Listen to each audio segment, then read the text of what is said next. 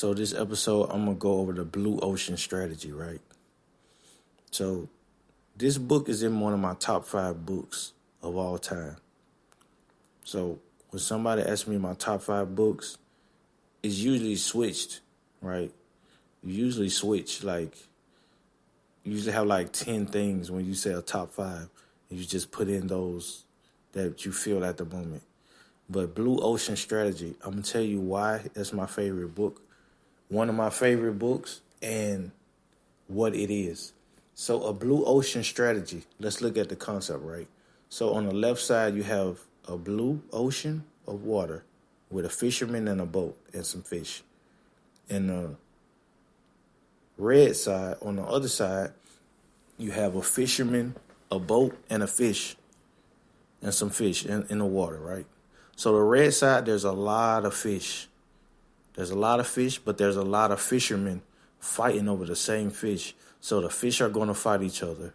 The fishermen are going to fight each other, and the fishermen are going to fight for the fish because there's so little, but there's so many people trying to get to those fish.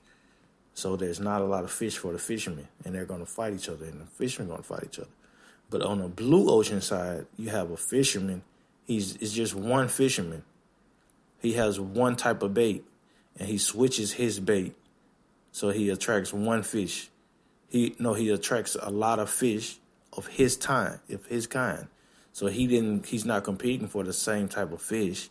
And even when those people in the red ocean see why he's getting the fish, he keeps shifting to what he's doing to keep those fish and keep away from them. So he's creating his own, and he keeps moving over. So he keeps away from the red ocean as much as possible. Now, how does this work in business, right? So let's just take, I always talk about ping pong tables. So you take the green ping pong table, which is a regular ping pong table, and you got everybody starting the ping pong table stores.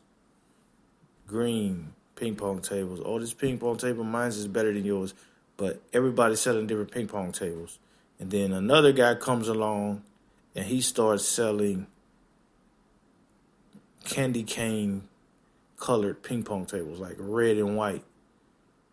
And everybody's like, oh man, have you seen those red and white ping pong tables? So now they're going to start selling red and white ping pong tables because they see that he went to a blue ocean, right?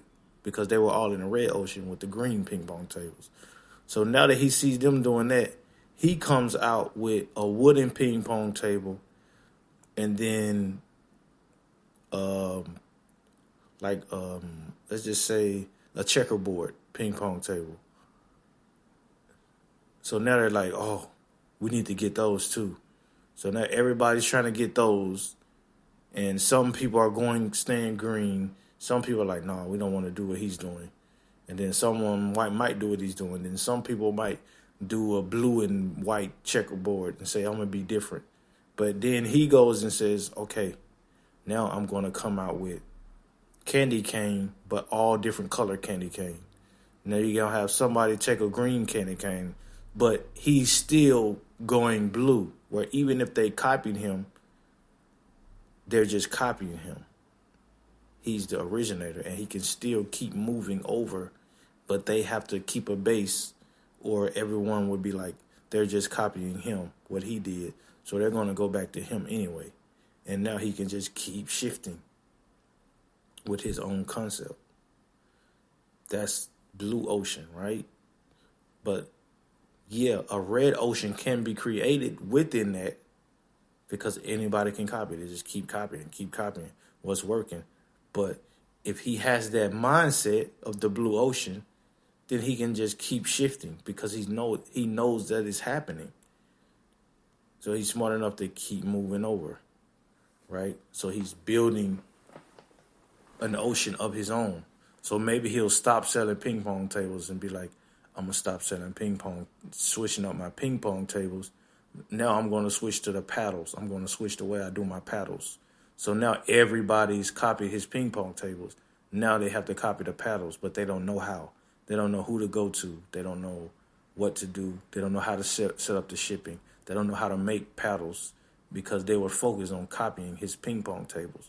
And he just switched the paddles and maybe the ball colors. So now, because he understands the concept of the blue ocean, and he keeps shifting. Now, that comes from understanding that concept. That doesn't come, it's proactionary, it's not reactionary. It's a little reaction, but it's anticipated reaction. He knows that it's going to happen. He's just waiting for it to happen so the shift can happen because he understands the concept. But if he doesn't understand that concept, it's going to hit him before it even happens. It's going to hit him when it happens, not before it happens.